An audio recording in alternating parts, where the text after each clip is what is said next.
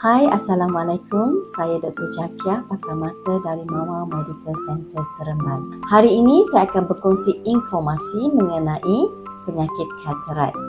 Katarak adalah cloudiness ataupun selaput pada kanta mata. Biasanya pesakit saya akan bertanya, kanta itu di mana doktor?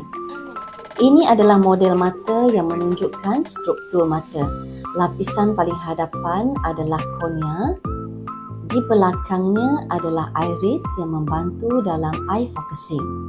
Kanta pula terletak di belakang iris dan ia dipegang oleh zona.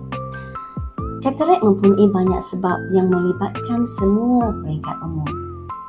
Aging proses merupakan penyebab utama kepada berlakunya katarak. Oleh sebab itu, biasanya katarak ini didapati pada pesakit yang sudah berumur. Pesakit kencing manis pula selalunya akan mengalami masalah katarak ini lebih awal sekiranya penyakit mereka tidak terkawal. Pengambilan ubat seperti steroid ataupun herbal tradisional dalam jangka masa yang lama boleh mempercepatkan proses pematangan katarak.